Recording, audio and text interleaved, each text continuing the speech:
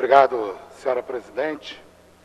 Senhores vereadores, senhoras vereadoras, senhores e senhoras, eu me inscrevi, mais uma vez, para me solidarizar com a luta dos profissionais de asseio e conservação dos garis da cidade do Rio de Janeiro, que vem fazendo uma greve já há 6 dias, uma greve que atravessou o carnaval e que, pelo visto, não tem uma perspectiva de acordo. Essa greve é interessante porque ela traz à tona vários debates. O primeiro, evidentemente, é sobre a desvalorização dos profissionais de serviço público no nosso município. Mais uma vez, nós vemos uma categoria profissional do município ter que se mobilizar, ter que lutar contra um salário de fome. Nós estamos falando de uma categoria profissional que está lutando por mais benefícios, por mais direitos, a partir de um patamar aceitável. Nós estamos vendo uma categoria do serviço público lutando contra um salário de fome, como infelizmente nós tivemos que ver no ano passado os profissionais da educação. Aí eu queria chamar a atenção para algumas coisas. Primeiro, acredito que todos aqui saibam, existe no Brasil uma entidade chamada DIEESE, Departamento Intersindical de Estudos Socioeconômicos. O DIEESE, ele calcula mês a mês um índice chamado salário mínimo nominal e necessário, que é a conta de qual deveria ser o valor do salário mínimo no Brasil para que ele cumpra a Constituição e garanta a dignidade e os direitos mínimos das famílias dos trabalhadores. Agora, no mês de janeiro de 2014, o DIEESE calculava que o salário mínimo necessário no Brasil é de R$ 2.748,22. Eu acho importante trazer esse número para a gente começar a discutir as coisas com seriedade. É evidente que eu não estou defendendo aqui que a prefeitura ou o governo federal ou qualquer órgão que seja por decreto, com uma canetada, tente resolver o déficit do salário mínimo histórico no nosso país. Mas a gente precisa conhecer esses números para a gente saber o seguinte: quando os grevistas pedem R$ 1.680 de piso salarial, ou seja, R$ 1.200, mais 40% de insalubridade, nós estamos vendo uma categoria de servidores do município do Rio de Janeiro lutando para ganhar muito menos do que o salário mínimo necessário para viver. Ninguém está pedindo para ganhar 10 salários mínimos, 15 salários mínimos. É uma luta para ganhar pouco mais da metade do que deveria ser o salário mínimo no nosso país. Então é evidente que a luta dos garis é mais do que justa. Mais do que justa. Eles pedem um reajuste do ticket, do vale-refeição deles, de R$ 12 para R$ 20. De R$ 12 para R$ 20.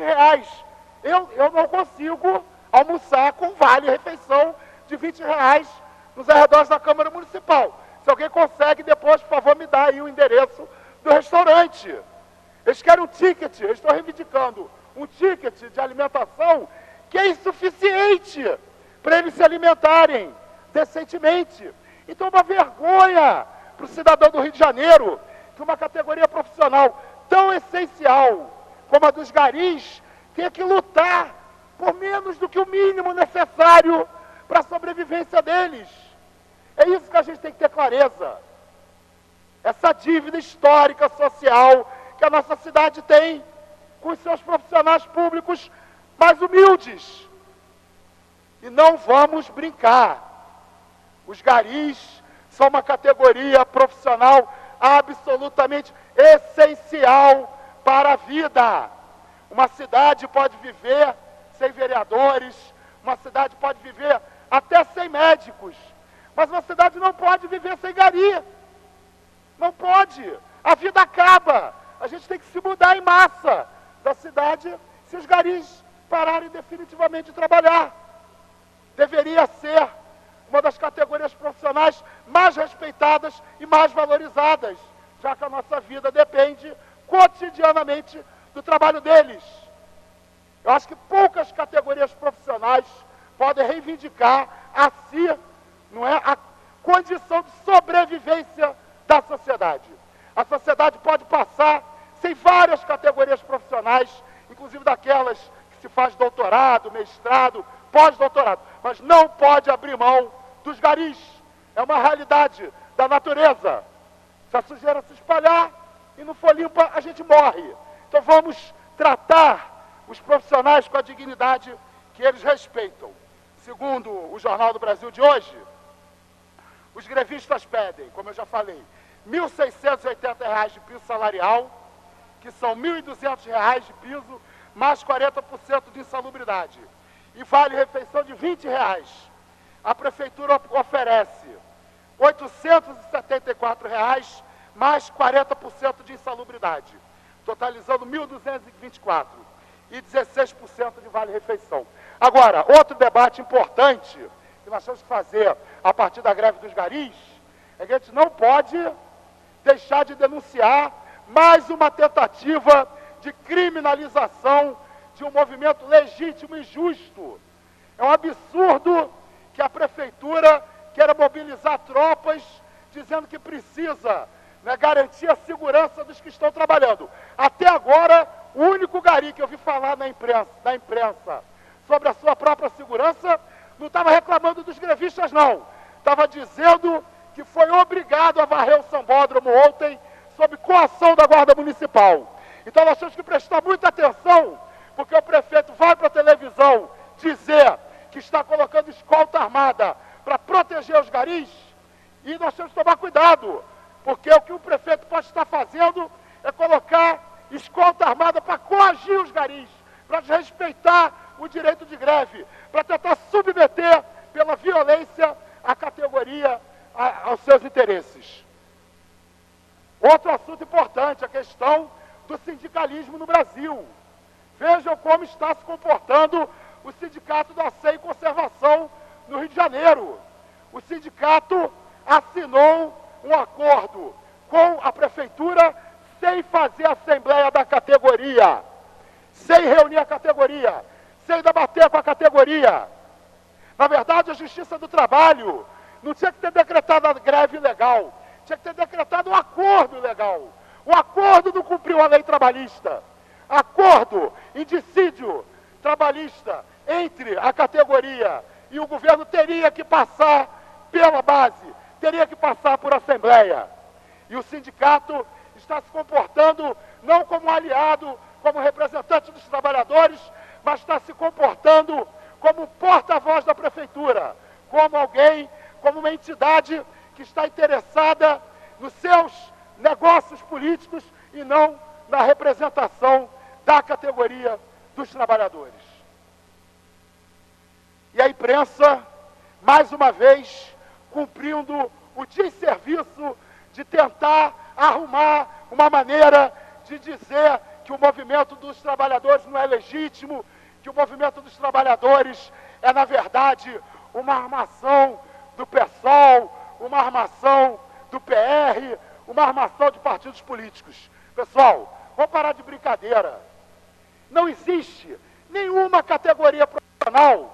Se você for olhar quem são os sindicalistas, quem são as pessoas que se mobilizem, você não vai encontrar pessoas filiadas a partidos políticos, pessoas que já foram candidatos. Não é óbvio que entre os trabalhadores que se organizam e lutam, é mais provável encontrarmos filiados a partidos políticos do que entre o conjunto dos trabalhadores. E a mesma coisa vale para os empresários. Eu quero ver pegar as listas dos diretores dos sindicatos patronais e começar a mostrar os partidos políticos dos diretores dos sindicatos patronais. É evidente que entre os empresários, os que se organizam em sindicato, mais vezes vão se filiar a partidos políticos dos que não se organizam. Sempre que procurarem pessoas ligadas a partidos políticos nos movimentos sociais organizados, elas serão encontradas. É óbvio, são as pessoas que se interessam pela política, seja no sindicato, seja na vida política de uma maneira geral. Agora, isso não pode ser transformado em argumento para querer deslegitimar qualquer luta de qualquer categoria. Porque, afinal de contas, nenhum partido político tem condições de fazer com que os garis do Rio de Janeiro entrem em greve e façam um movimento tão extraordinário se eles não sentissem na pele, no dia a dia, a necessidade de fazer a greve, a necessidade de fazer o seu movimento. Então, mais uma vez, estou com os trabalhadores, estou com os servidores públicos municipais e denuncio mais uma tentativa de criminalização e desmoralização de um movimento mais do que legítimo. Né, que mais uma vez a imprensa, a grande imprensa, né, que agora foi publicada a lista dos 65 bilionários do Brasil, né, e está lá a família mais rica do Brasil, é a família Marinho, com mais de 27 bilhões de dólares.